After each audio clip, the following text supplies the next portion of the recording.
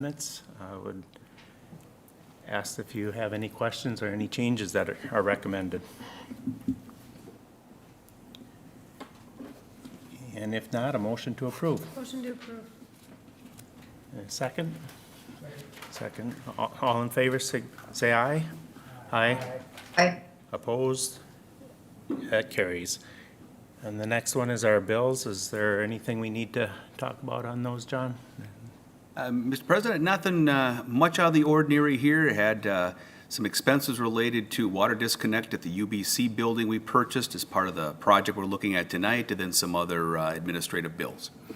Okay, so I'd look for a motion to approve the bills for the month. Move. And second is Martha, and all in favor, say aye. Aye. And opposed, that carries. Now moving on to our business, we're looking for a resolution 2022-07 approving a Tif Plan and a Tif District number 9, and a resolution 2022-10 for approving an interfund loan related to Tif District number 9. So who will be leading that? I just have one quick thing, Mr. President, then I'll turn it over to Eric and to Jess from Northwood. Looking at our agenda tonight, there is one item that we're asking you to remove from the agenda, and that is item 4E, which is a facade improvement grant for 214 Ramsey Street. So we're asking that to be removed from the agenda tonight, and we'll continue with the rest of the agenda tonight if that is okay with the rest of the board. That sounds good. Okay, well then I'll turn it over to Eric. Thank you, John. Mr. President, before HEDRA this evening is a proposal for a TIF district. This would be TIF District number 9. With us this evening is our consultant here from Northland Securities. John's updating this for me. Perfect, thank you. All right, so before you tonight is a resolution, two resolutions in fact. The first one, 2022-07, which would approve the TIF plan for TIF District number 9, as well as Resolution 2022-10, approving an interfund loan related to the proposed TIF district.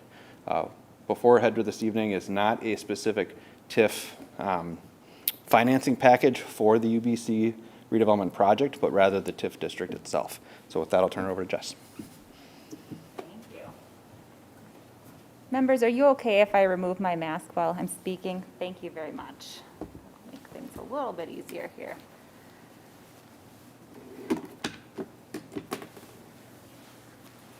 Okay, Mr. President, HEDRA members, good evening. As Eric mentioned, I'm Jessica Green with Northland Securities, here tonight to talk to you about the proposed new TIF district for the city. This would be TIF District number 9 for the city. We've prepared some information in your packet tonight, so as Eric mentioned, we've got two resolutions that will be before you. Before we get to those, I would propose that we just walk through the memo that's in your packet tonight, and then sort of touch on the TIF plan that is before you as well. So if that sounds okay with everyone, I'll just dive into that. Great, thank you. So as we discussed, looking at a proposed new tax increment financing district, reason being that the city received an application from NJS Development for financial assistance in the form of tax increment financing. NJS is looking to construct an 89-unit market rate development at approximately 404 3rd Street East here in the city. And I say approximate being that this is a redevelopment site, so there's going to be some site assembly going on, some clearance of buildings, and my understanding is likely some lot combinations that would likely occur through that process. So whether that address sort of survives that combination project or process or not remains to be seen, but just in there to give you some perspective on where this project is going to be located. The request by the developer does ask for 25 years of assistance. And we have looked through some of their information that they've submitted in terms of the project pro forma. There was some additional information provided this week. As we've all heard, construction costs are going up significantly, especially over the last many months. So we had some revised numbers to work through, discuss with staff, and then continue those negotiations with the developer.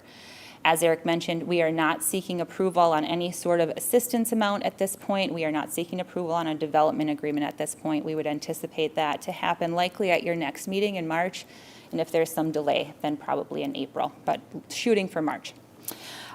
So with that said, Northland has done review of the pro forma at this point. We have seen those project amounts come up, so we do think that the analysis that we've done to date stands, being that we are seeing essentially additional support necessary because of those increasing costs. But as our review was done, what we have determined, our opinion is that the assumptions related to revenues and expenses are reasonable based on the project pro forma.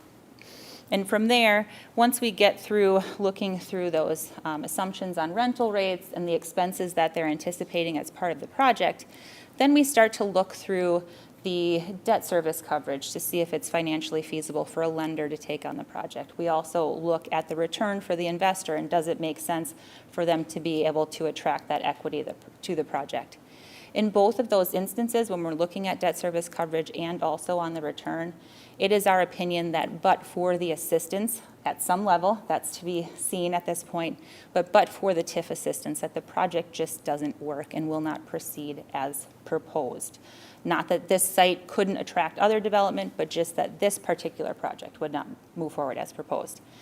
Furthermore, we have had some discussions, preliminary discussions with the developer, and they have continued to commit to the fact that without TIF assistance, that this will not work for them. They will not be able to find financing that will make this work. So that's kind of where we're at as far as the analysis. Again, there's ongoing discussions. We'll be talking with staff more about the findings that we have now that we've reviewed those final numbers from the developer, and then having some discussions from there to work through that development agreement. And hopefully we can find some terms that are agreeable to both the city and the developer and get this on track. So with that, in the second page of your memo, what you've got is just some information related to general process when it comes to TIF.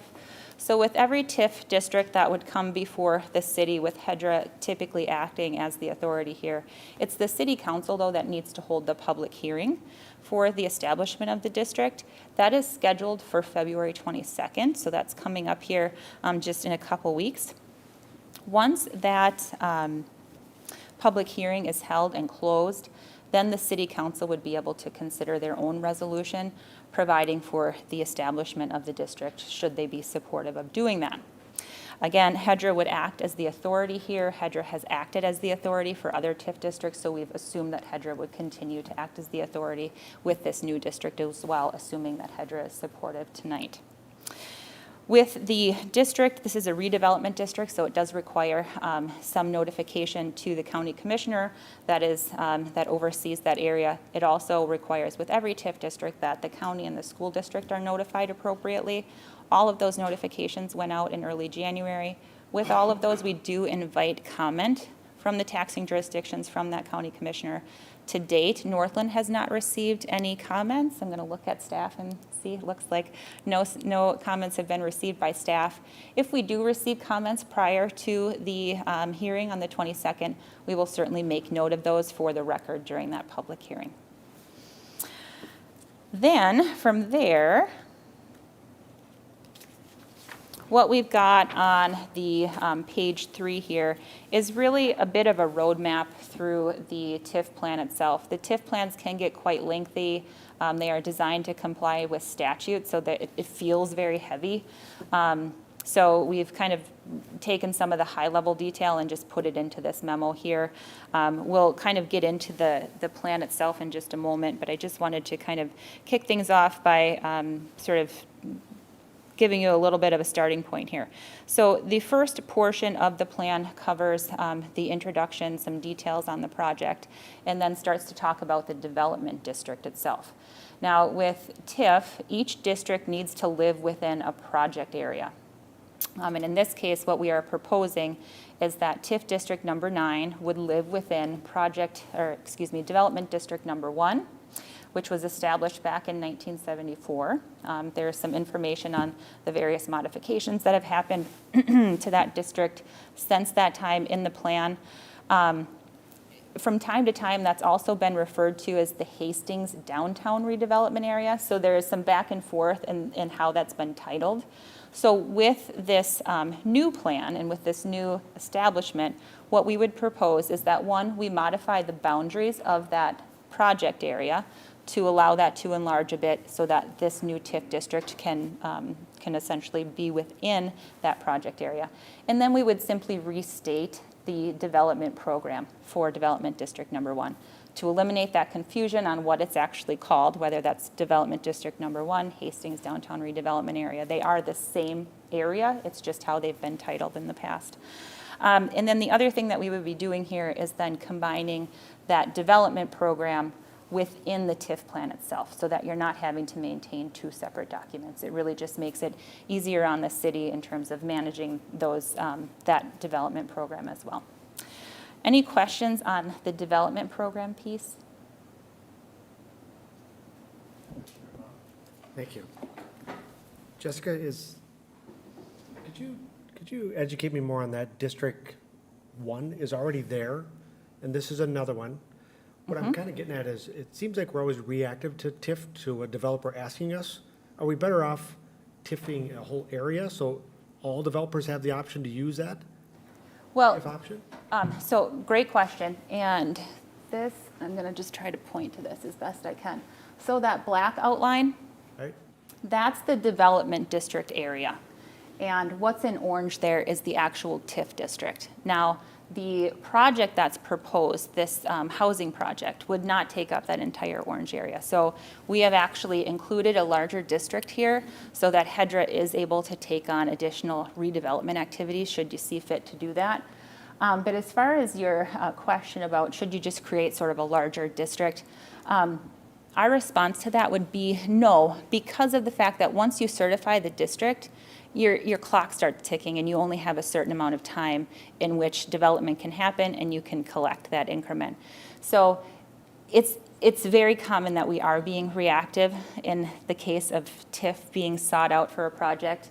I do think that we are being proactive in the way that this is established, given this particular project and some of the areas around it, and being forward thinking about additional redevelopment that could occur within the district. You are, of course, and this is going to get down into the weeds a little bit, you can use a portion of the district increment via pooling. There are some restrictions, blah, blah, blah, but you can use that within that broader redevelopment area. So if you want to spend some of that money outside of the district, assuming that you're complying with all the rules related to pooling, that's probably a larger conversation. Thank you. Okay. So then we move on to, it's really section 4 within the plan, and that gets to this particular project in the estimated increment that we're assuming is going to come from this development.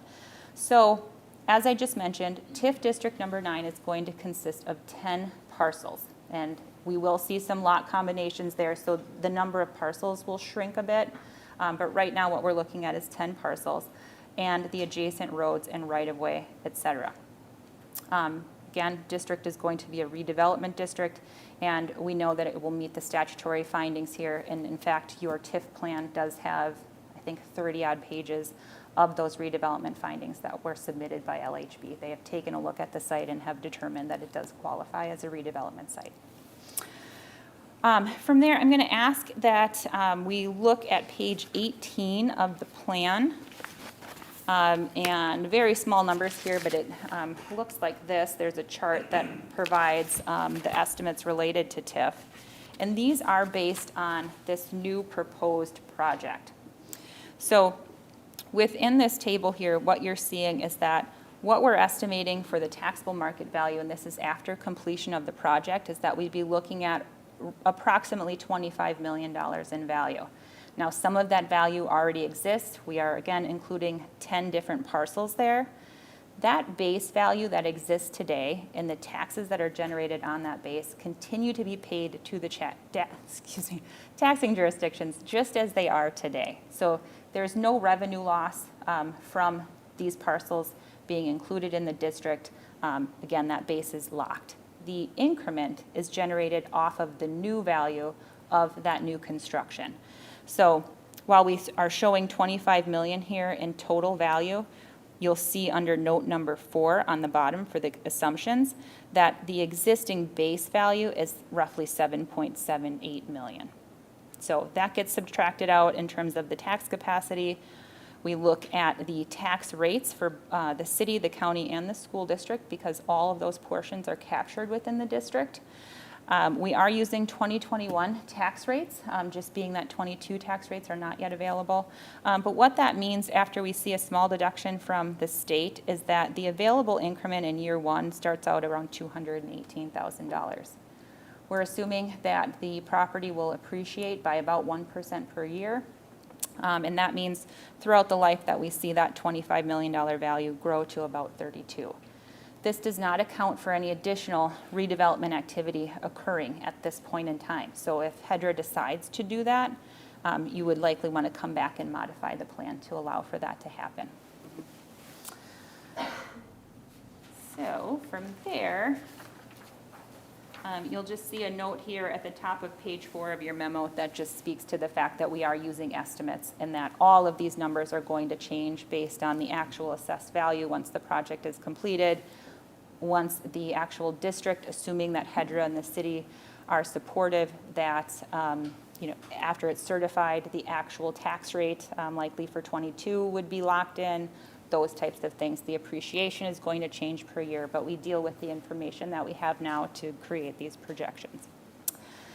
And then in the middle of page 4 on your memo speaks to some of the estimated sources and uses for the project.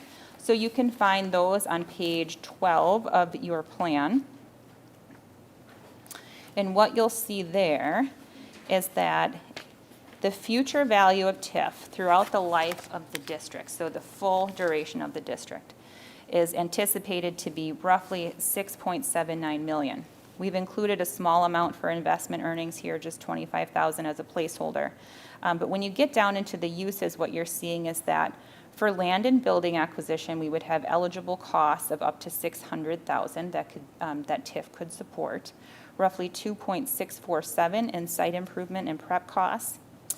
And then we've got $604 set aside here for other qualifying improvements, and then $75,000 for administrative costs. The way the TIF plan is drafted is that it would allow for HEDRA to retain 10% of the increment to use for administrative or other qualifying costs. So both that $75,000 that you're seeing there for administrative costs, that could be used to cover TIF reporting and things like that on an annual basis, staff time, et cetera. And that would allow that additional $604,000 to support other development activities within the district based on the assumptions that we're making in the plan today. Again, this can be modified at a later date should HEDRA feel the need to do that.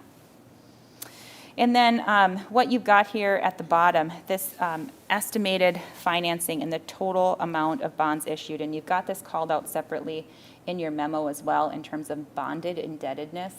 Sometimes when people look through these plans, they say, wait, the city's going to be issuing bonds? Not at all. That's not what's suggested here.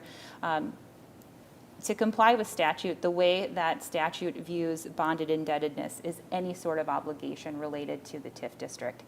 In this case, assuming that we can reach an area with the developer that's comfortable for, again, the city and the developer for that development agreement, you'd enter into a TIF note, and it would be on a pay-as-you-go basis. So as increment is generated, as those property taxes are paid, a reimbursement would go back to the developer. That pay-as-you-go note is considered bonded indebtedness, even though it's not an obligation on the city unless there is increment that's been collected by the district. So in no shape or form are we suggesting that HEDRA or the city would be issuing bonds to support this project. That has not been suggested by the developer either. Just want to clear that up. And then finally, just a note here on duration. The TIF plan does elect for a maximum duration of 25 years. That is what's been suggested by the developer. Based on our review, we do anticipate that that figure would be lower. We don't have an exact term at this point, but we've drafted the TIF plan just to be flexible in that there could be other development activity that occurs within the district that may come in a few years and where you want that full duration of the district. So that's why the plan's been drafted. If it does remain to be just this particular project and say that duration is 15 years or 20 years of assistance, Once that note is paid in full and you have no additional obligations, you'd simply decertify the district early. So you have that flexibility. So I know this is a lot of information all at once. I'm going to conclude my comments on the memo and also on the TIF plan, but I am happy to take any questions that anyone may have. Hi, Hi there.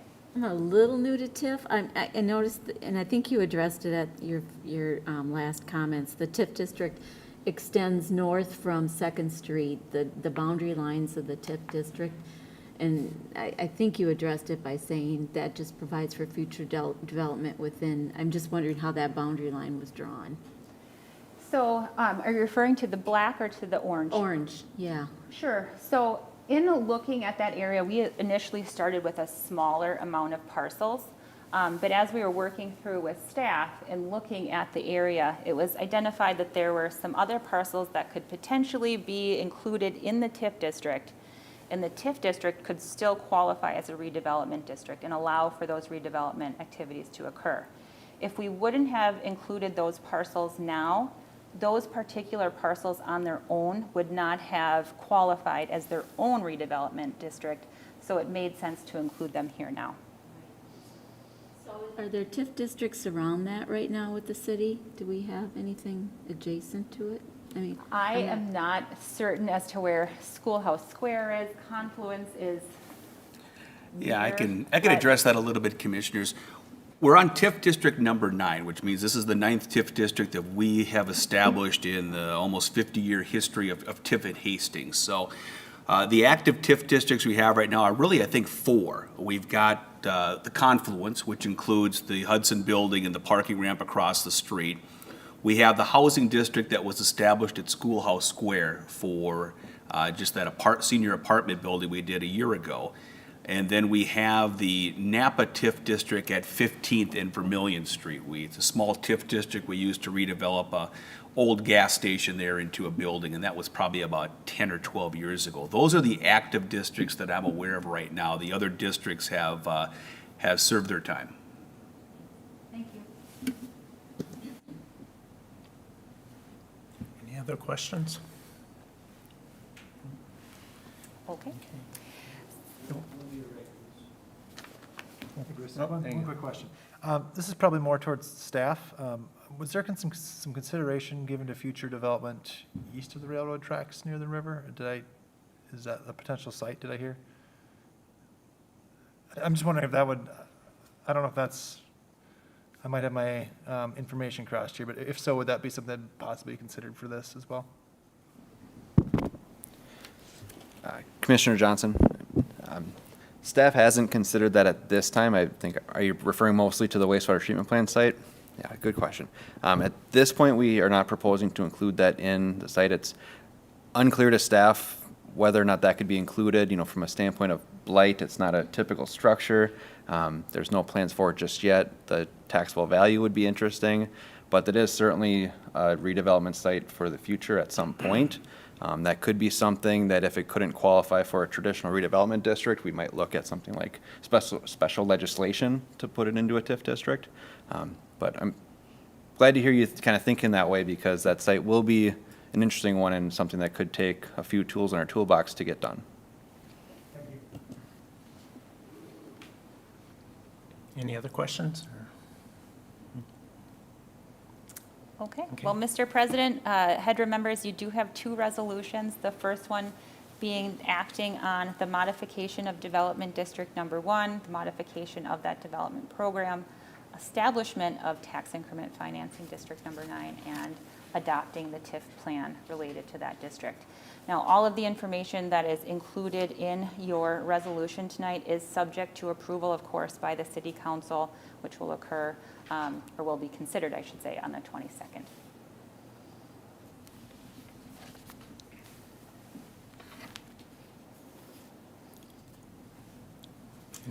We move forward with that motion then? Anyone want to make a motion for that? Back to that.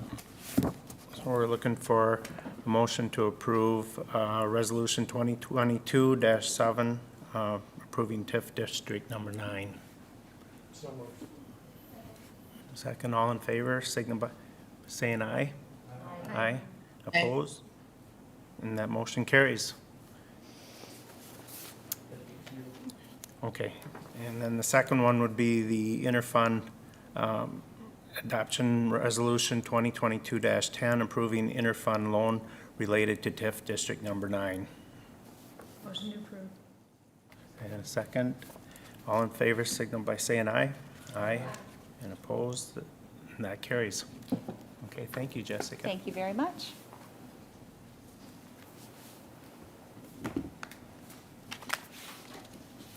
Okay, next on our agenda is to approve a contract with Northland Securities. So, Eric?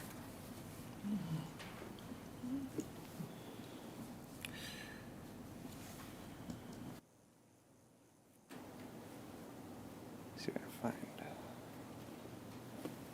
find. There we go.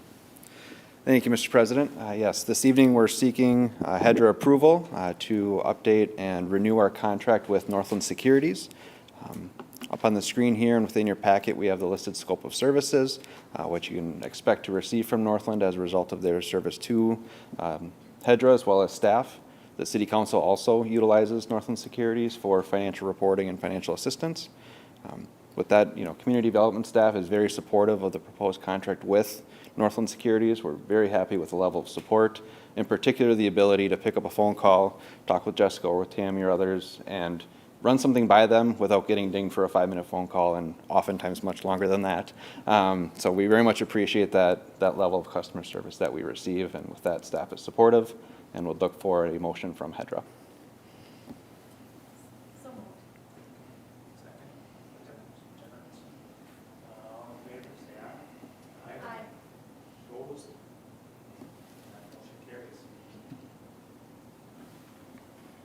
Next, we have the approval of the contract with Campbell Knudsen. Right. Thank you, Mr. President. Similarly, related to financial assistance related to HEDRA, Campbell Knudsen, specifically Andrea McDowell, has been providing TIF assistance from a legal standpoint for HEDRA since 2017. Proposed contract would extend for another 2 years. Terms of contract unchanged, and staff does also support the proposed contract with Campbell Knudsen and would look for HEDRA action on that this evening.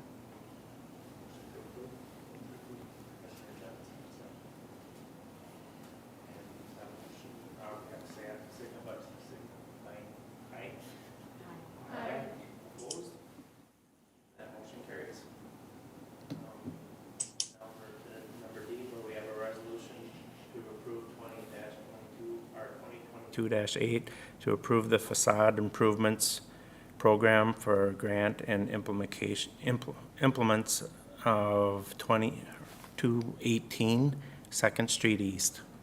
Thank you, Mr. President. Before HEDRA this evening is a grant application for from 218 Hastings LLC. It's the property or the ownership group that owns the building where iCandy is located currently. The ownership group has submitted a facade improvement grant application for restoration of the 3 windows on the 2nd story of that building. Project costs are just over $10,000. The program, as has been approved by HEDRA, requires a 1-to-1 match. So with that, they were able to max out the grant award potential at $5,000. This would require review by the Heritage Preservation Commission, HPC. That's scheduled for their February 15th agenda for review there. So staff is supportive of that. We would look for a motion from HEDRA for Resolution 2022-08, approving the grant as requested, contingent upon approval of the work by the HPC. You have a motion?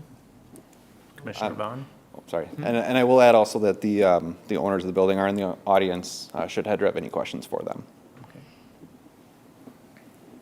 Any questions tonight? We have a motion from Commissioner Vaughn.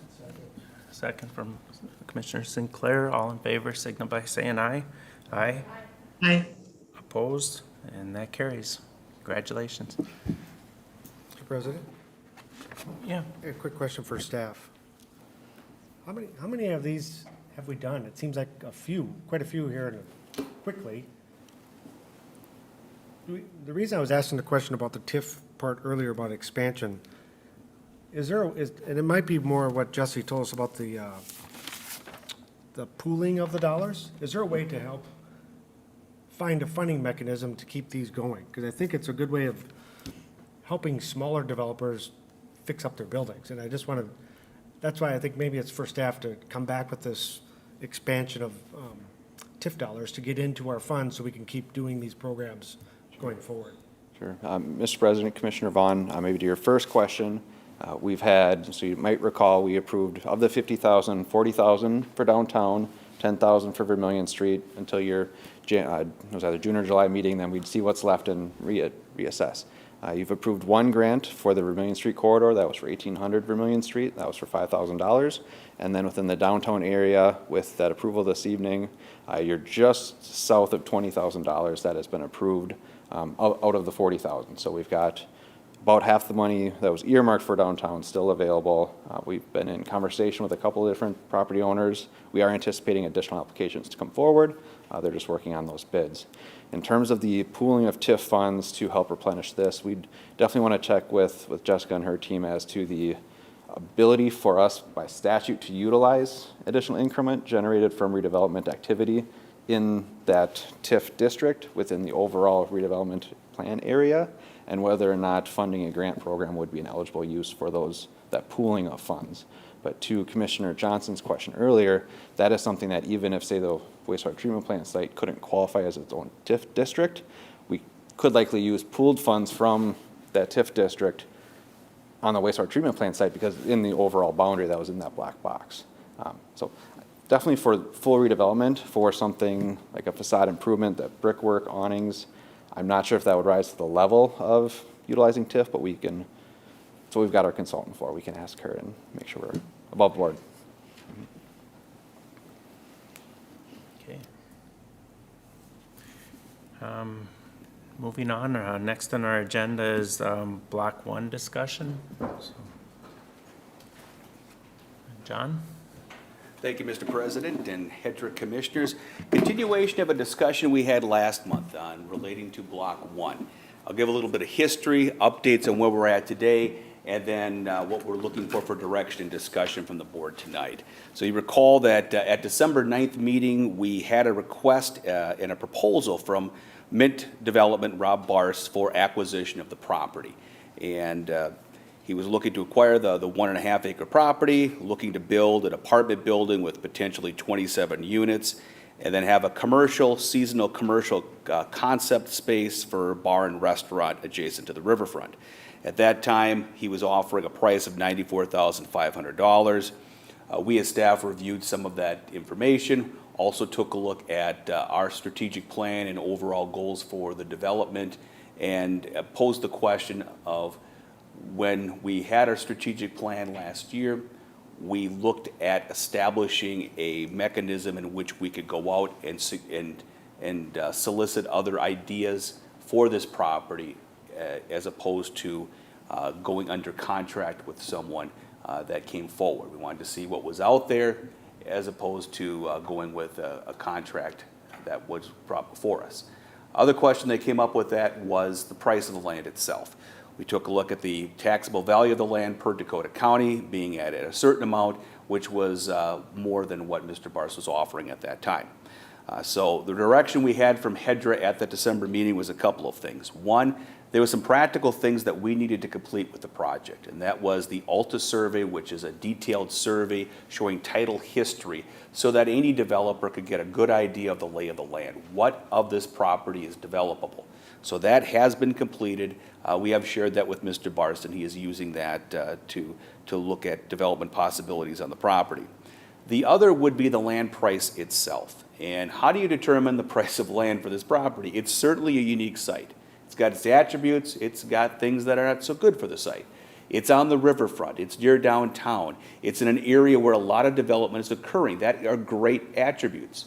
Difficulty, it's a little bit off the beaten path, being off 2nd Street, a little bit hidden from visibility. It's encumbered by the Mississippi River itself because of 100-year floodplains.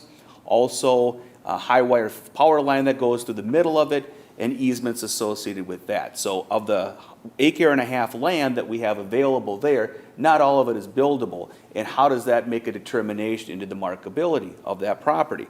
What we did determine from the Alta survey is that when we looked at the buildability of the land, and what we defined as buildable was the land that was free of easement areas and outside the 100-year floodplain. So of that, that acre and a half of property, about 48% of it, 0.72 acres, we determined to be buildable based upon the work of our surveyors. Next thing we tried to do was to determine what would be a reasonable price, trying to look at comps for this site on similar cities and reaching out to those in the profession that have experience in dealing with this. Not an easy task. Eric and I had a number of different phone calls with folks. We're able to talk to a commercial broker that looked at various sites up and down the Mississippi River from the Twin Cities south to almost, I think, Winona, and maybe further south than that. We found a site that we thought was a pretty good comp in a city of similar size, similar location near a river in downtown, and that had a price that, when it was adjusted, was about $15 a square foot. So what we would determine is you take a look at the buildable property and you take $15 a square foot on that. That to us would be a reasonable price for the property. In the chart here, it shows what this is. Dakota County assessed value and this broker recommendation, oddly enough, are pretty similar. You've got $15.21 for Dakota County assessed per square foot buildable, $15 from the broker. What that equates to is a price on a broker recommendation of just over $470,000, $445. That's what we would determine to be a reasonable value of that property at this point. We've shared this information with Mr. Barris as well. Another update from Rob is he is continuing to work on the property.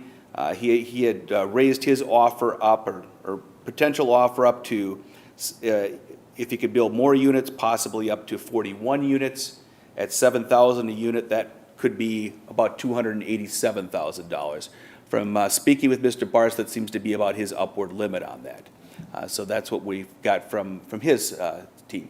He's also looking at other options on the site which may increase the property or increase the commercial aspect to be more year-round than seasonal. I haven't seen anything specific yet, but he's working on information that we just recently had given him. So that's really on the mint development side and the property situation.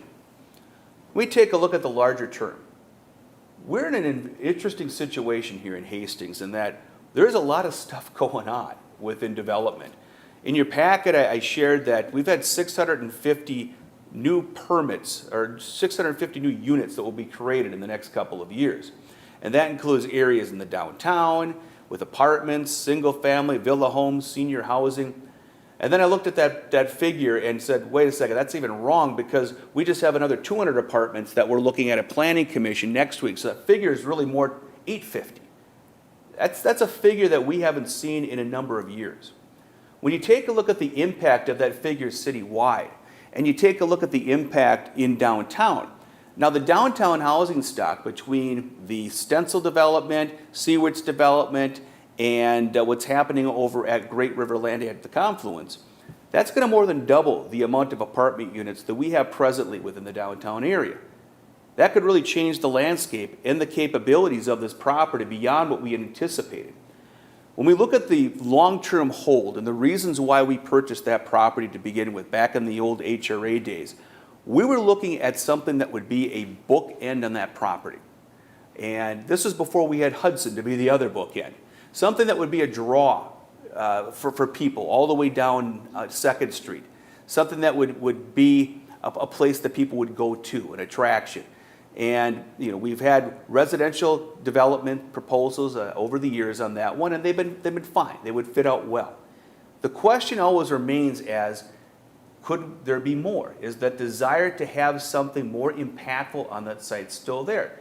Bear in mind, this is a site along the Mississippi River, and one of the last sites we have along the Mississippi River. So it has an intrinsic value to it. Even though there's detriments to it and there are difficulties to develop in this property, that does not take away the point that this is a property on the Mississippi River. Also, you take a look at what's happening regionally here. And we spoke a little bit about that with the creation of the TIF district. The TIF district itself extends and includes this property. And that was a discussion Eric and I had earlier on as to this has development capabilities in the future, and TIF might be able to be used to help develop this. Now, we don't know what the development plan would be, what assistance would be needed, and frankly, if it would meet a test, but the option is there. Taking that tool aside, that development area between this property, between the parking lot at the Red Rock Corridor parking lot directly across the street from Art Space, where we have 100 spaces there, and then you take a look at the wastewater treatment plant property that Commissioner Johnson spoke of earlier. These are three sites that are contiguous that could interplay with one another, that could have advantages in reviewing these as a development singularly, as opposed to piecemealing it off with certain developments. And so from our standpoint, we would like to be able to review that. That doesn't preclude Mr. Barris and his proposal for being part of that and maybe being a component of that. But to take a look at the overall development capacity of that property and see what the developer interest would be in that, and whether those properties as a whole may have greater value in creating that type of destination, that type of impactful bookend to the downtown that an individual property by itself could not. So that's the direction that we're seeking for tonight, is really looking at what we should do. And we've got, we had a letter of interest from Mr. Barris from development. That's something that you may choose to act upon if you were to go in that direction. I would suggest that you would direct staff to create a purchase and development agreement similar to what we've done with other properties. But what we're looking for in our recommendation as staff is to take the wider view of this, to really look at developing an RFP to solicit development for the greater area, the water treatment plant, the Red Rock Corridor parking lot, and see what the options would be that could be available to that. That is something that is consistent with what we had thought about during our strategic planning work last year, and we'd like the ability to act upon that tonight. So this is a discussion opened up for any questions that you have, but ultimately, from an action item, we're looking for some direction from the board here as far as what we should do. Thanks. Commissioner Vaughn? Thank you. John, what's your, you talk about a vision of all those properties that you talked about. Is that a 4-year, 10-year, 20-year? I mean, and then my second question is, how long has this lot been for sale? Sure. The first question, Commissioner, as far as, excuse me, the time frame for development, with the corridor, the treatment plant property, that's going to be 4 or 5 years down the road on that one. With the Red Rock Corridor parking lot property, that's open for development at present with a great big asterisk on it. We have to contend with the parking that has been that we've approved to be on that property. We would have to have that either be on the property or someplace else, but the developability of that property remains. So it could be very much in the near term, and that was the reason why we included it within the TIF district. As far as our long-term hold on that property, I mean, I think that goes back probably to the late 80s, early 90s, when we started acquiring properties that were over there.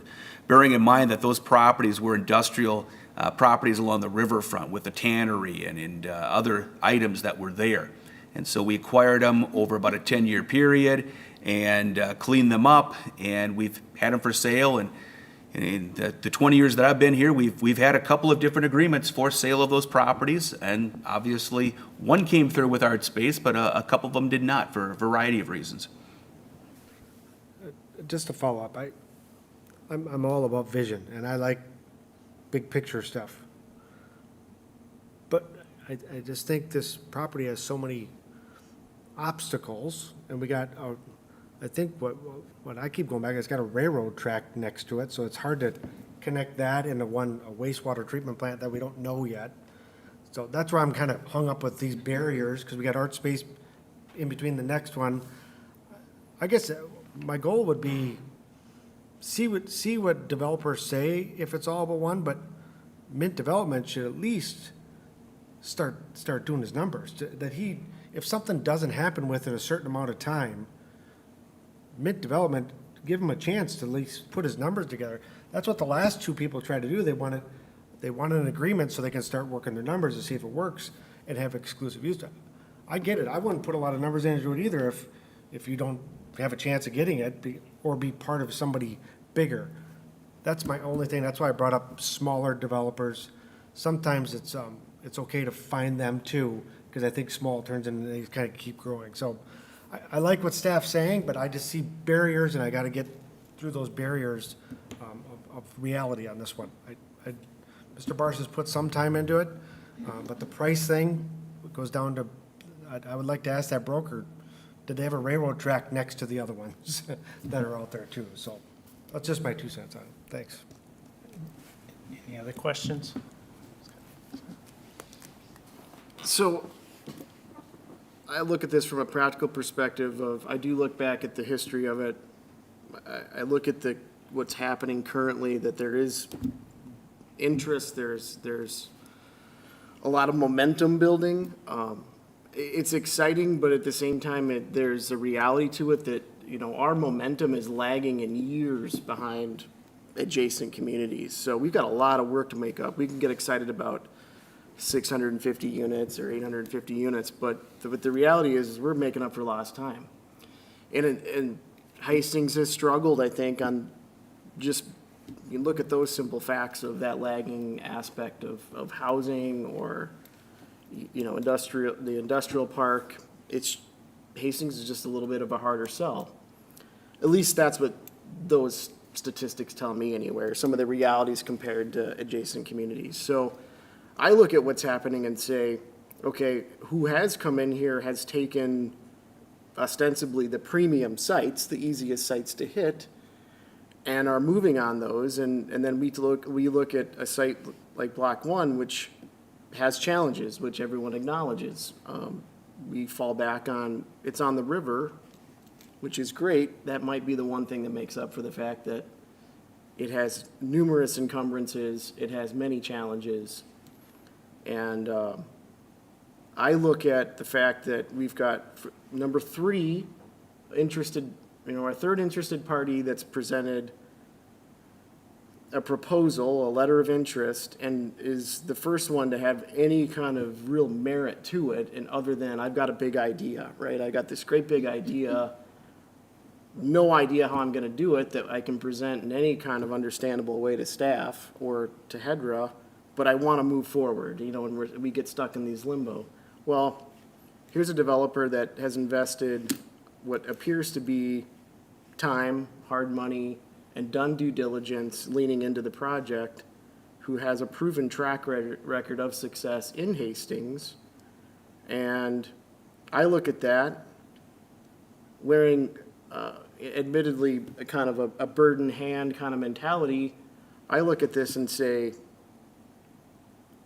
this is worth acting on, because the flip side is, we can say, let's go into an RFP kind of strategy, and Mint Development can participate.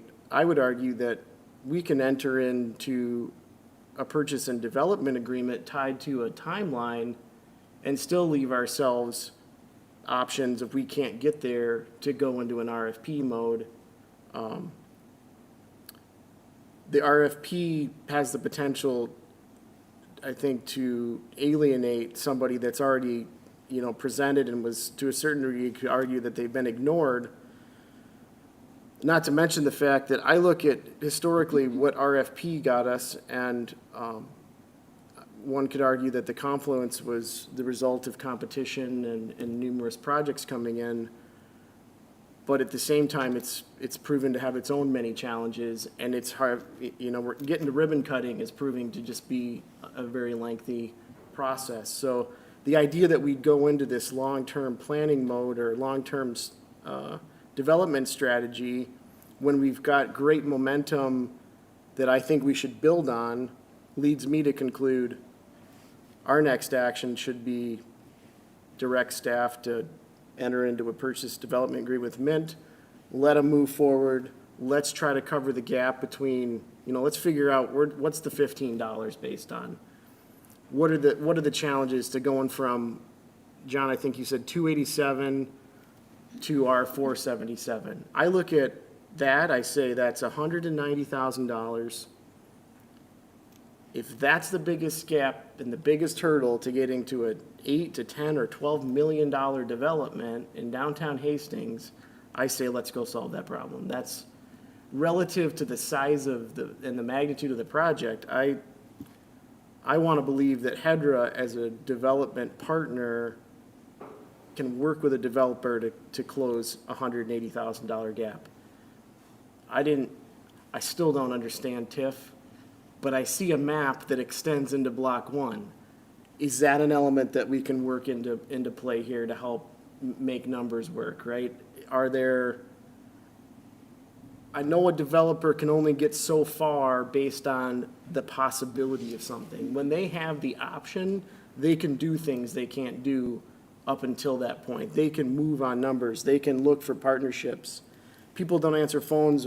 If I call Lori Acme Development and say, or she calls me and says, I want to, you want to put a franchise here, first question I'm going to ask is, do you have the ability to act on that? And, well, I got an idea, I want to get there. And she's going to say, call me when you can, right? Call me when you got the deal. That's what moves it forward. And I think it's an opportunity worth moving forward. So I'm a fan of moving forward with Mint and would propose that would be the next direction for it. I think if we can't get there, one, it's a project worth getting to. I do think within the context of that site and how it sits and the size of it, it can only be so much of a bookend. But it's a pretty effective bookend based on what I've seen in terms of mixed use, a destination, and I don't even think that concept's fully developed yet, but given a more formal agreement and a reason to invest more time and money and moving into partnership with HEDRA and staff and planning commission, I'm a believer it's going to get there. So that's what I would propose. Hey, Mr. President, I just want to note that Commissioner Sullivan had her hand up earlier, and I'm not sure if she still wishes to speak. Commissioner Sullivan? Thank you. My thoughts on it, somewhat along the lines of what Scott was saying, but I heard in the presentation at our meeting that they were considering some public use of that property, including perhaps restaurant-oriented pavilion or what have you. That would be, summer, and then maybe possibly something that would be all year use, which would be an attraction to that end of the street as well. So it could continue on. If we built that into a possible scenario with them, that was a promise that would be fulfilled, that would be, I think, a good compromise as long as that were part of it. So just something to consider in maybe the purchase agreement. Any other comments? Commissioner Johnson? In regards to the wastewater treatment plant site, I know that's a few years down the road. How would a development like this impact the development capability of a site like that? I mean, it's kind of separated off already with the railroad tracks. What do you envision as being potential development there, and how does development of this site impact it? Good question, Commissioner. Certainly the railroad is a substantial barrier between both these properties, but there is the underpass along First Street that would links them together there.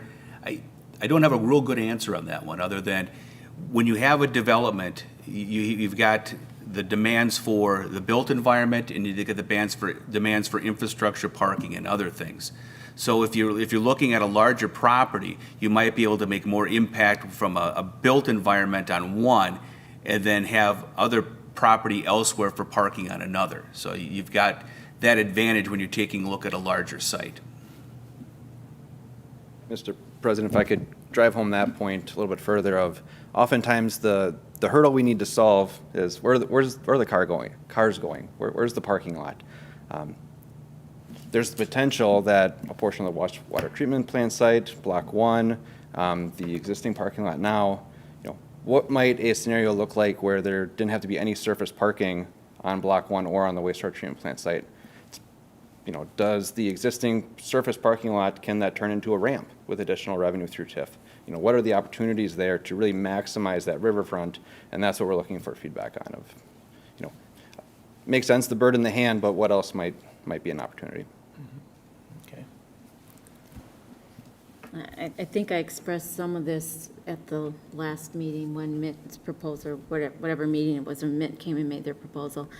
I'm truthfully less excited about an apartment building. I just, I think that the public use of it is really limited, because it's just going to be really nice for a certain number of people who get to stare out at the Mississippi River. On the other hand, I appreciate Scott and I appreciate Mark, who sat here for years, and this has not moved forward. So I get that. And I think what you said is if we're going to look at a bigger development, we're looking at 4 to 5 years, is that right, with the waste treatment plant? How long do we sit on, potentially bigger development? And, that is a concern of mine. And I kept, after that meeting, I kept thinking, oh, what could that be? I mean, I just, what could it be? What could we do, And I'm just not coming up with this great idea. And so that's where I'm at. Can I speak to that, Peggy? Yeah. My understanding is that, yes, we've been presented a concept around a housing play, but there's flexibility within that model. And again, that's kind of where some development agreement puts staff and developer in a stronger and more formal position to say, hey, a good enough start to move forward and put it on a 6-month clock or a 12-month clock or whatever we decide, and see if through that formality we can tune up, right, to see, okay, yeah, right now it looks like there's potential for a broader use. What about adding an element of, a third element of commercial, if you've got a landing spot around retail or restaurant, some commercial element to add to downtown and a housing piece to go together. What I understand of mid-development is they have a pretty solid understanding of each of those, and I think would be amenable to looking at the right combination to work there so that it doesn't land on that sounds like premium housing for 40, for 41 people, maybe a little broader than that. I believe that's one of the reasons why I say let's get into a more formal conversation around that, because I think the possibility exists. And at least we've got some basis of, okay, at least we've got an option, the base option, that would be a good anchor. Again, none of us have crystal balls. I mean, I don't know. I can't see the connection either, but I'm not a developer, right? I don't connect sites over railroad tracks for a living, and I'm sure people do, and could maybe come up with a novel way to tie the two together. I can't see it. I say, we've have a challenging site with a developer on number 3 now who has presented in my opinion, a compelling project that I'd like to move forward on and find out if it's real. I have a question for you. As far as the TIF district, does that add value to this site, or is that, so, going from 94 to 277, was that part of Mint Development's thought process between that, or is it? Yeah, Mr. Chair, I don't know how much the TIF district potential factored into Mr. Barris's offer on that one. The larger question, does a TIF district add value to a property? Any project that would be developed under a TIF district has to meet this but-for test, which means that the development could not occur because of site construction, site difficulties, unique factors to the site without the assistance occurring. So it's not, I don't know how much of it is it's an incentive to try to even the marketplace between a site that has difficulties as opposed to like a greenfield site on the edge of town. So when you put this buildable square footage, is that just the portion that's closest to art space, or is that the portion that on the other side of the the power lines? Little bit of both. I mean, there's, you got areas by the river that are gonna be off the table because they're near the river within the 100-year floodplain. You've got the power lines that go through the middle. The power lines itself have challenges because you certainly can't put a building under there, but there's other site infrastructure, parking, and other things you can. So, the buildability of that site at about half of it right now, it's a decent number, but there's some challenges on what portion is going to be buildable and what portion isn't. Laura? Commissioner Brox? So the way I've been thinking about this, and I understand we don't know for sure that it's gonna be housing, but we spend a lot of time, at least at the city council level, talking about housing. We need housing, we need housing. We're seeing some of that move forward, and I think it's very exciting. The reason I like this proposal is because I think the more housing we add, it's going to drive the commercial growth aspect. And I see people every day on Facebook talking about how we need this kind of business or that kind of business. And I feel like the thing that's missing is, as we bring in more people, that changes our marketability as a community to who is going to even take a look at us. So when I think about providing additional housing, you might say that 27 units isn't that very much, but when you combine it with a lot of the other things that are going on, I think I've been doing my best to take a pro-housing stance whenever I get the opportunity, just because that's what I hear from the Chamber of Commerce and all these other organizations in Hastings, is that in order to grow, we need more housing. So given that fact, I would tend to support the project and future discussion about the project. I don't love the gap in the numbers, but kind of like Commissioner Sinclair said, I'm not a developer either, so I don't understand how we get there. But I think it's at least worth having a conversation with Mint Development about what could happen. And I have a hard time, similar to Commissioner Horsch, seeing the vision of 3 separate properties and what that could be. So maybe that kind of lends itself to me wanting to go with what is right in front of me. Because for me, it's hard to envision those 3 properties being something together. But also, as I said earlier, I'm not a developer, and I don't vision land that way. So I would just like to lend my support to discussing with Mint further what this could be and getting more information together before we do more RFP work.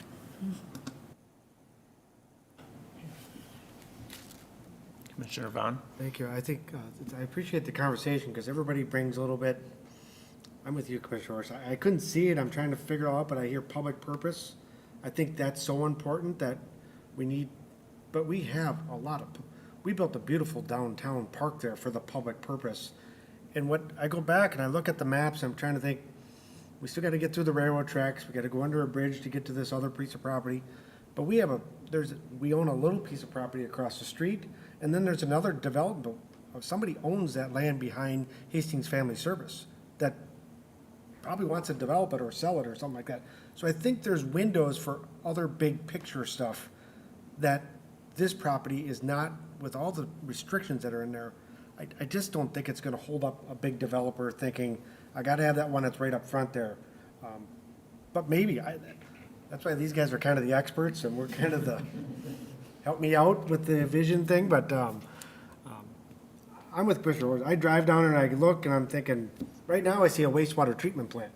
Hate to say it, I can't.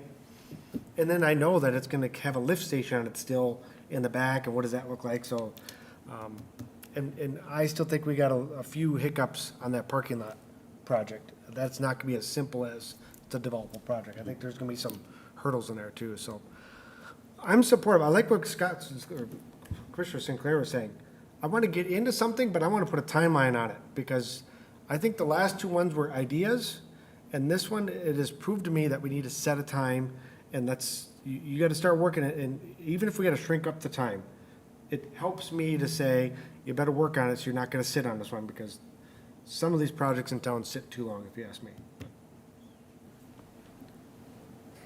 Okay, so, just kind of looking at this, I'm hearing that it sounds like mint development is something that we want to continue to work with. But yet we want to have a timeline with it. And in here, we have the environmental cleanup piece of it, and that kind of gives us somewhat of a natural timeline that we have to apply for a grant in May of 2022. The work will be completed in the summer 2022, and you really wouldn't be able to start with mint development if you had something for another year, probably. So that gives you some time to work with them to do that. I guess that's kind of what I'm hearing, but maybe you can share more information with that.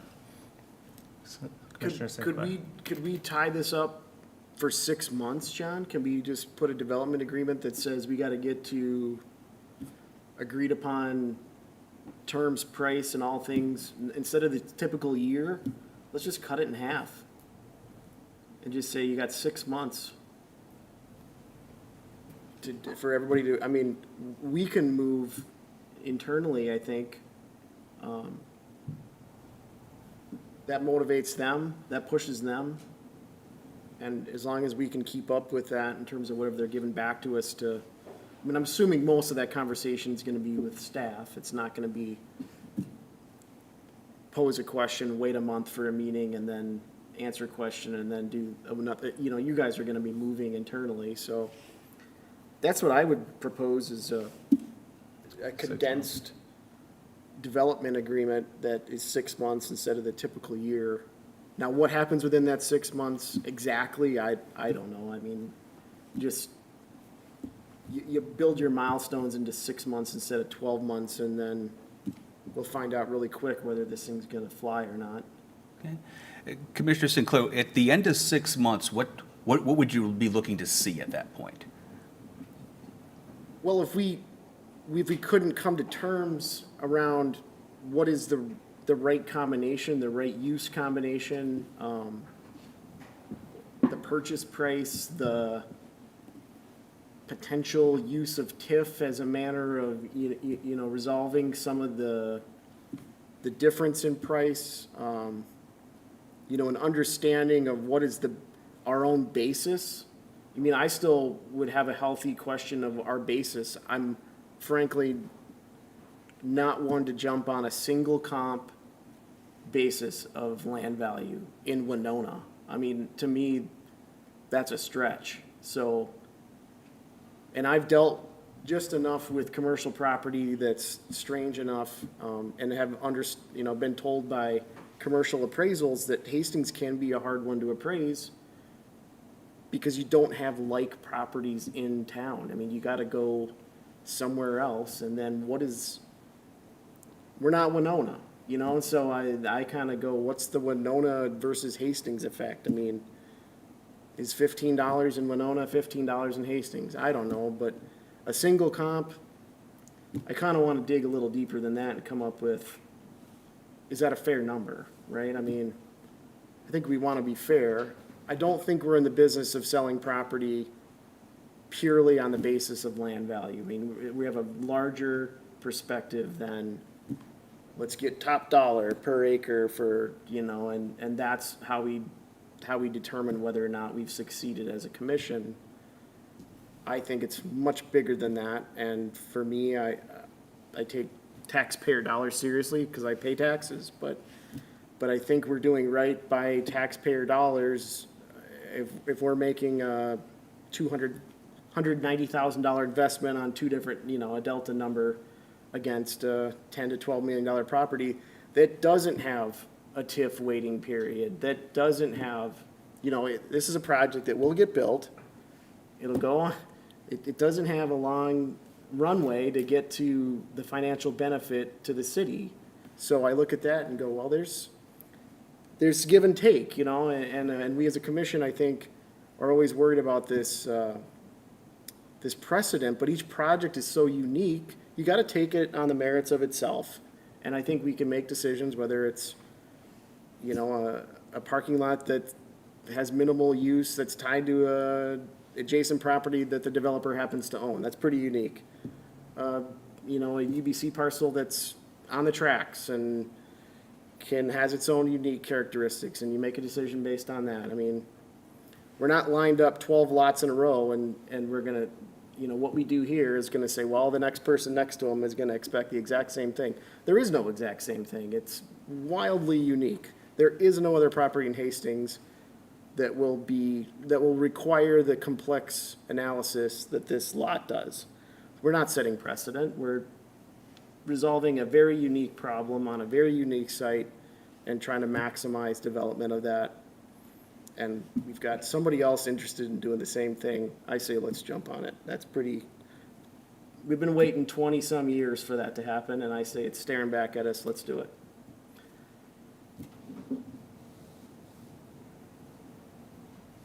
Commissioner Johnson? Would people be more amenable to the price discrepancy if they were willing to commit to a commercial space on the main floor with apartments above and make a mixed use? Rather than the temporary containers? I would suggest that would probably change the pro forma, so maybe that would help. It's hard to say. But, I mean, it will change the pro forma. If you convert space from X units to X square foot at whatever market rate, I don't know if it's gonna be a positive or negative. That's the part I don't know. But let's hope it's positive if that's what the goal is, and then you start to close the gap, I guess. But you can have that conversation inside of a development agreement. Yeah, Commissioner Johnson answered that question. Commissioner Sinclair is correct. It would change the pro forma. There'd have additional leasable space, commercial leasable space at that matter. The difficulty being currently that's shown as underground, or not underground, but covered parking within the building on the first floor. So the developer would need to find a new spot to park because if that space would be commercial. Again, we've talked about the restrictions on that site. Got to find a place to put the cars. Difficulty in there lies. But now it is a TIF district, so there's that but for. So maybe he can do a lot more with that than he could before. So we'll see where he goes with it, so. Any other comments? Okay, so where do we go from here? Commissioners, what I'm hearing tonight is support in working towards an agreement with Mint Development on developing the site. And the terms are a little bit nebulous at this point, but looking to do something sooner than later. I've heard something within the 6-month time frame. I hear there's a desire to enhance the commercial within that development. What that would be, I'm not quite certain yet. But that's the direction I'm hearing tonight. As far as the price of the land itself, there may be some questions as to whether the price that we have established is a good price, and if that price is perhaps negotiable. That's the direction I'm hearing tonight.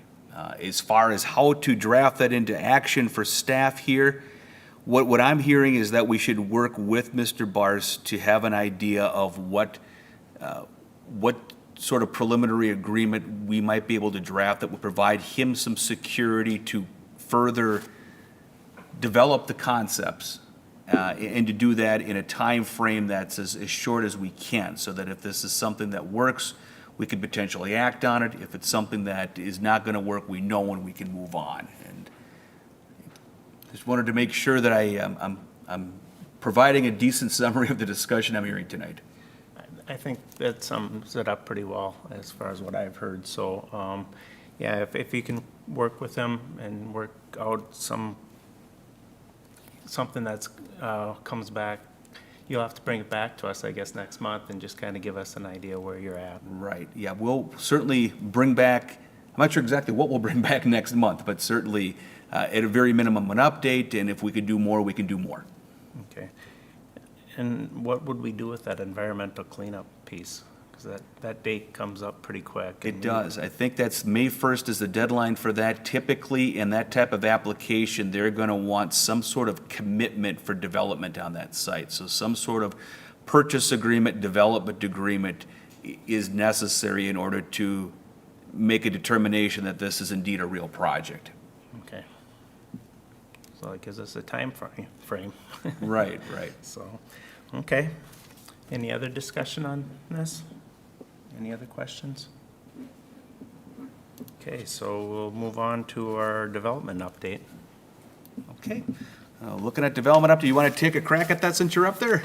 Or do you want me to do it? Actually, Mr. Chair, first we've got our Open to Business 2021 Annual Report.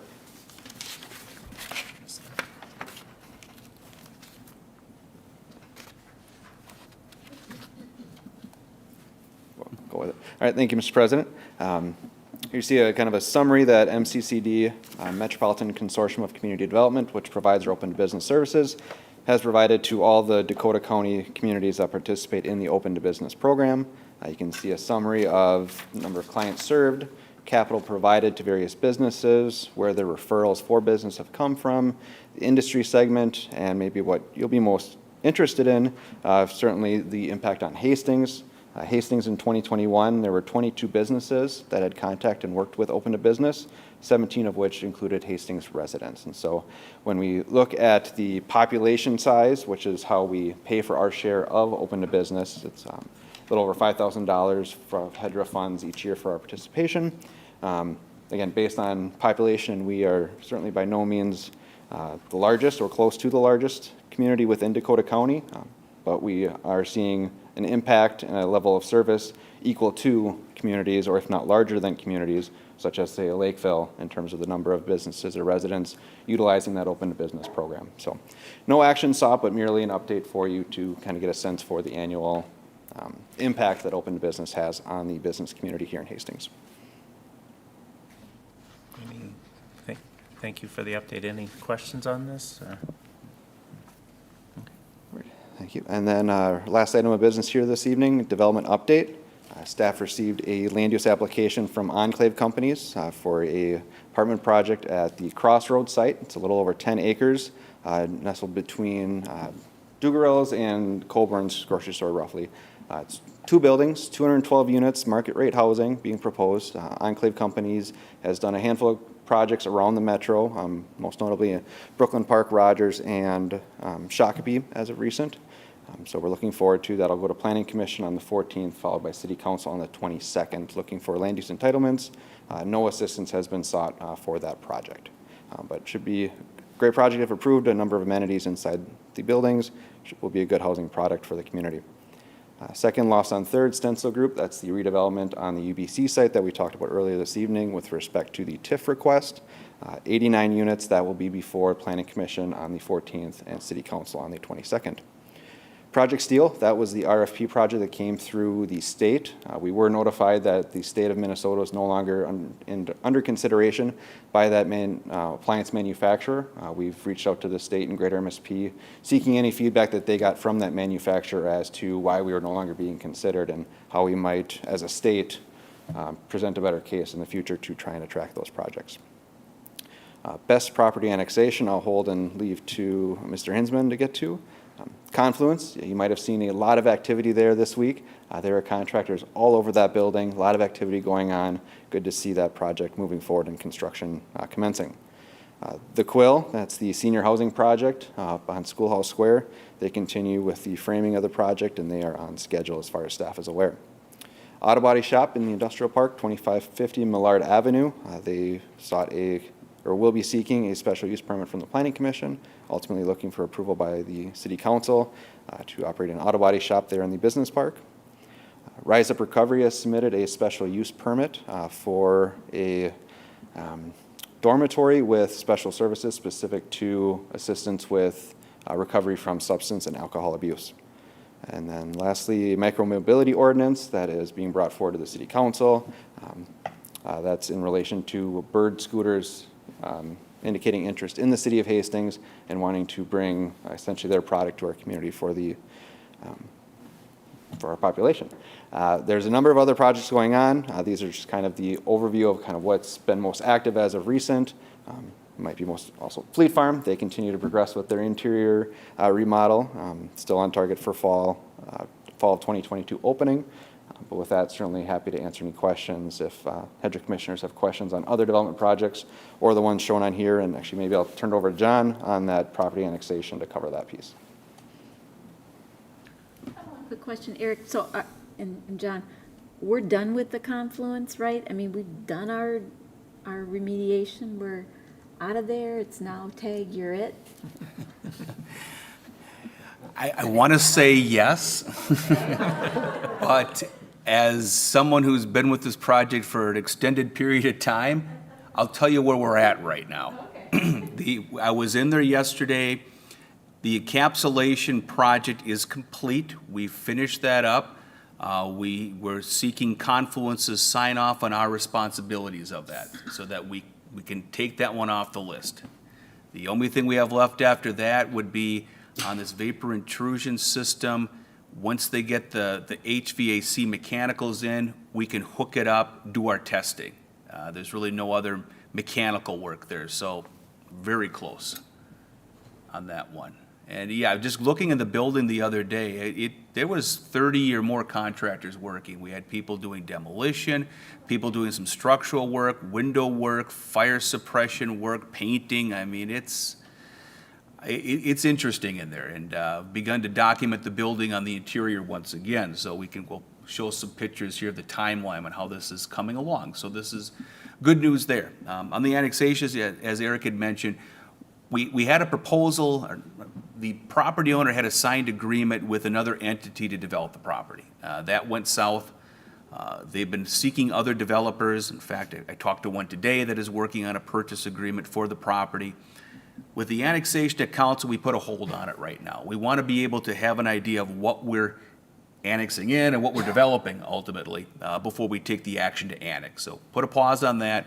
When a development comes forward and there's a development agreement signed between the existing owner and this new developer, and a concept plan developed, then we'll bring it back again, re-notify people and take action. So interest remains on it, which is good. Tangentially speaking, some of the people that have looked at it before and we're going down the road towards agreement are looking at other properties in and around town too. So the question I had originally was, is this reflective on the market at this point? And with the review that others are having on properties around town, I don't think it's market related. It must have been something specific with the offer there. Commissioner Vaughn? John, I'm assuming that the development next to Walgreens has fallen off the list. Have we heard from them? I don't see it on there anymore, though. Yeah, not a lot to report on there, Commissioner. I've talked to them a few months ago. I understand they still have Caribou Coffee on board. It's a long board that they have them on, but they're looking at trying to have another entity that would be teamed up with them before they develop the property, and they're also trying to wrap this into some of the other property they've acquired to the east of it from residential. So they're looking at a more holistic project on this one, which I think is a good thing, but it's challenging because it's taken so long and it's such a great intersection.